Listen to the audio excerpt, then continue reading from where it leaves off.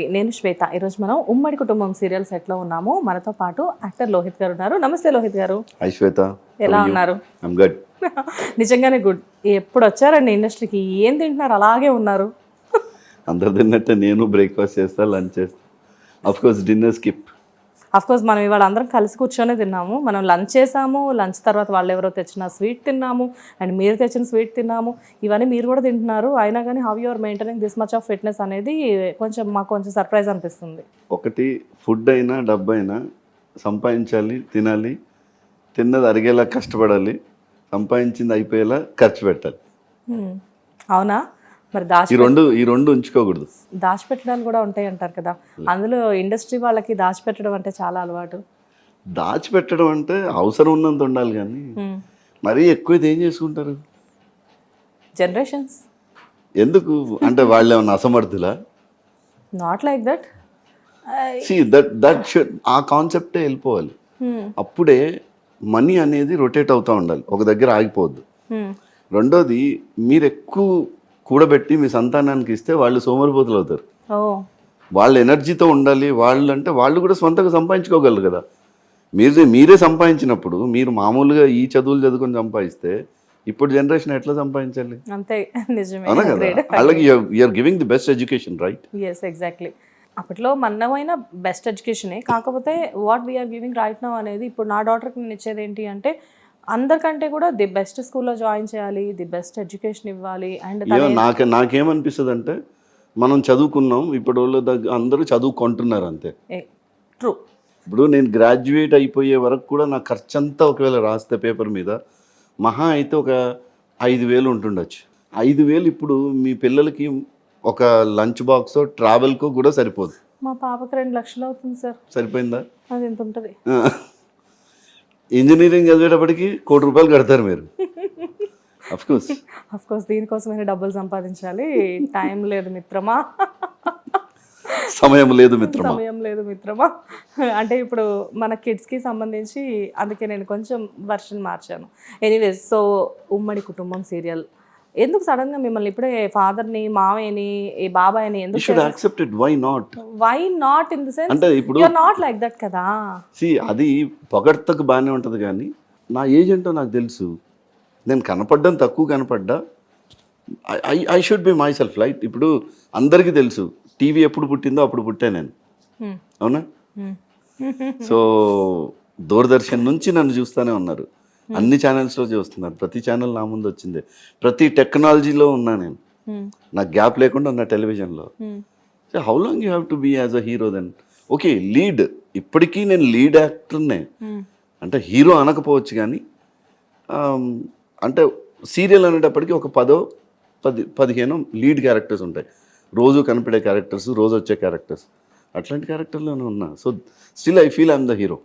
Sir, ఇప్పుడు movies అనేసరికి hero అంటే హీరో ఇస్ ద హీరో, కానీ ఇప్పుడు పీపుల్ హీరో అంటే మెయిన్ హీరోని మాత్రమే కాకుండా ఫాదర్ క్యారెక్టర్ చేసినా, బ్రదర్ క్యారెక్టర్ చేసినా, who is the main lead in that movie అనేది ఎవరి మీద వెళ్తుంది అని చూస్తున్నారు. సెంట్రిక్. ఈవెన్ ఇప్పుడు సీరియల్స్లో కూడా అలానే చూస్తే, నాకు ఒకసారి మీ కో ఆర్టిస్ట్ ఒక ఆయన మీతో పాటు స్టార్ట్ చేసిన ఆయన కూడా ఫాదర్ క్యారెక్టర్స్ చేస్తున్నారు. నేను అడిగాను, సార్ ఫాదర్ క్యారెక్టర్స్ ఇంత ఎర్లీగా ఎందుకు అంటే, ఆయన నాకు అదే చాలా వండర్ఫుల్ విషయం చెప్పారు. ఇక్కడ ఫాదర్ క్యారెక్టర్ అంటున్నారు కానీ ఆయన the hero of this serial అండి అని చెప్పారు. Very true. ఇప్పుడు నేను మనశ్శోడి ధర్మ సీరియల్ చేసినప్పుడు నా ఫాదర్ క్యారెక్టర్ దాంట్లో చేసింది Anantnag sir. Anantnag senior actor. ఆయన సీరియల్ ఎందుకు ఒప్పుకున్నాడో కూడా నాకు ఐడియా లేదు. ఆ సీరియల్లో ఆయన కొడుగ్గా నేను వేసిన క్యారెక్టర్, ఆ సీరియల్కి అది హీరో క్యారెక్టర్, కానీ బట్ ఈక్వల్గా చూస్తే ఆయనది చాలా పెద్ద క్యారెక్టర్. సో అట్లా ఎవరైనా పెద్దవాళ్ళు వచ్చి చేసినప్పుడు ఆ క్యారెక్టర్ మీద ఫోకస్ ఎక్కువ ఉంటుంది, అది లీడ్ కిందనే కౌంట్ చేసుకోవాలి. అట్లా చూస్తే what we are doing is in lead characters only. Super, well said. And మీ దగ్గర ప్రజెంట్ అంటే నేను మిమ్మల్ని ఫస్ట్ చూసింది మూవీస్లో మీరు వచ్చేసేసి హీరోగా చేశారు, బ్రదర్ క్యారెక్టర్స్ చేశారు, సపోర్టింగ్ రోల్స్ చేశారు, అండ్ కొంతమంది హీరోస్కి చాలా బెస్ట్ ఫ్రెండ్గా చేశారు, అండ్ విలన్గా కూడా చేశారు, సాడిస్టిక్ హస్బెండ్గా కూడా చేశారు. ఎస్పెషల్లీ అప్పుడు ఎప్పుడో వచ్చిన సినిమాల గురించి కాకుండా స్నేహితుల గురించి మాట్లాడినా కానీ మాకు ఒక హ్యాండ్సమ్ అబ్బాయి కనబడతాడు, కానీ మీ వైఫ్కి మాత్రం ఒక సాడిస్టిక్ హస్బెండ్ ఇంట్లో కనబడతా ఉంటాడు. యా. అండ్ ఇన్ని రోల్స్ చేస్తూ ఉన్నారు కదా, మేబీ మీ క్రేవింగ్స్ అనేవి నాకు తెలిసి 50% అయినా తీరుంటాయి ఇప్పటికి. బికాజ్ ఒక ఆర్టిస్ట్ కావాల్సింది డిఫరెంట్ కైండ్ ఆఫ్ రోల్సే కదా.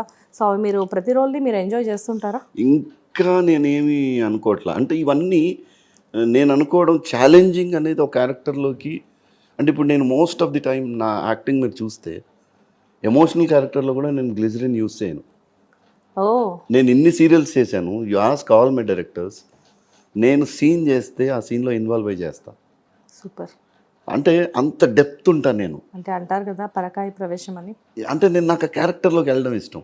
యా, అట్లా నాకు ఇంకా చాలా క్యారెక్టర్స్ అంటే సమాజంలో మనం చూసి కదిలిపోయే కొన్ని ఉంటాయి కదా, అట్లాంటి క్యారెక్టర్స్ చేయాలనే కోరిక ఉంది. అంటే అది సీరియల్ వల్ల సాధ్యం కాదు. It may be possible only in movies or episodes and అట్లాంటి వాటిలో సాధ్యం. ఓకే. అందుకనే స్పెషల్ గెటప్స్ ఏ ఉన్నా నేను వదులుకోను, డెఫినెట్గా చేస్తా.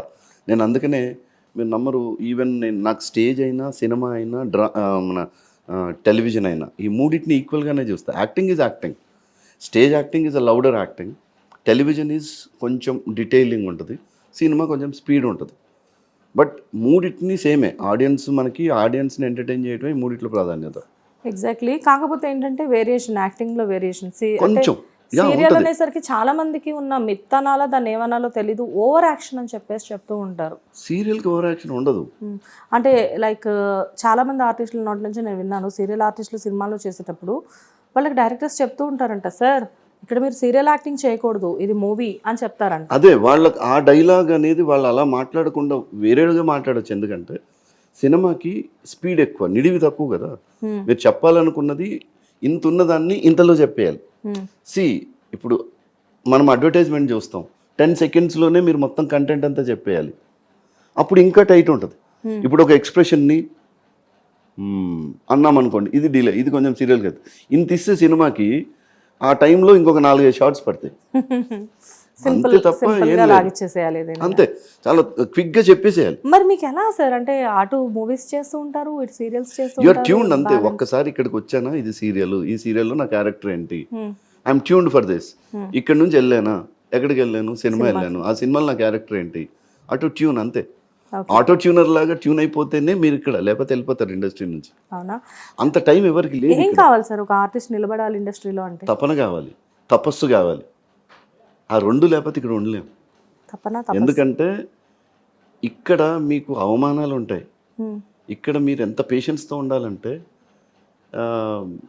దీనికన్నా ఇంకెక్కడైనా బాగా చేసుకోవచ్చు అనిపిస్తుంది. నేను ఇండస్ట్రీకి వచ్చే ముందే మంచి జాబ్లో, మంచి పొజిషన్లో, మంచి పేలో ఉన్నా. అవన్నీ వదిలేసుకొని నేను ఇక్కడికి వచ్చా.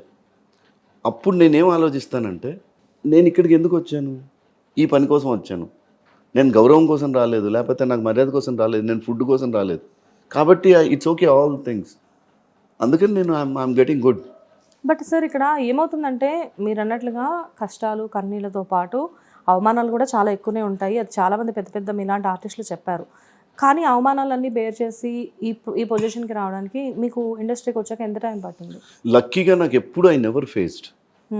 డే 1 నుంచి I received very good respect. నాకు ఎందుకో తెలియదు, మన నా మొహం చూసిన వేలా విశేషమో తెలియదు, అందరు బాగా రిసీవ్ చేసుకున్నారు, ఫ్రెండ్లీగా ఉన్నారు. అంటే ఇన్ఫ్యాక్ట్ నేను ఇండస్ట్రీలోకి రావటమే ఫస్ట్ బాపు గారి దగ్గర అసోసియేట్గా చేశాను డైరెక్షన్ డిపార్ట్మెంట్లో. హిట్ టీవీ యాప్, ఇందులో short news, live news, entertainment shows, movies, digital magazines తో పాటు మీ జిల్లా వార్తలను కూడా ఫ్రీగా చూడొచ్చు. ఇంకెందుకు ఆలస్యం, వెంటనే హిట్ టీవీ యాప్ ని డౌన్లోడ్ చేసుకుని ఫ్రీగా ఎంటర్టైన్మెంట్ పొందండి. Hit TV app. Hit TV app. Please download hit TV app. Hit TV app ని ఫ్రీగా డౌన్లోడ్ చేసుకుని ఎంజాయ్ చేయండి. మీకు నచ్చిన ఎంటర్టైన్మెంట్ కోసం హిట్ టీవీ యాప్ ని ఫ్రీగా డౌన్లోడ్ చేసుకుని ఎంజాయ్ చేయండి. హిట్ టీవీ యాప్ ని డౌన్లోడ్ చేసుకుని ఆస్వాదించండి, ఆశీర్వదించండి. ఇంతమంది సెలబ్రిటీలు హిట్ టీవీ యాప్ ని డౌన్లోడ్ చేసుకోండి అని చెప్తున్నారంటే ఎంత మంచి యాప్ ఆలోచించండి. అమెరికా అమెరికా అమెరికా అమెరికాలో చదవాలనుకునే వాళ్ళకి విశ్వసనీయమైన పేరు మన శౌర్య కన్సల్టెన్సీ. UK లో 1 year masters, UK లో 1 year masters, 2 years work permit up to 5 years visa. Contact Saurya Consultancy. Contact 89851 89851.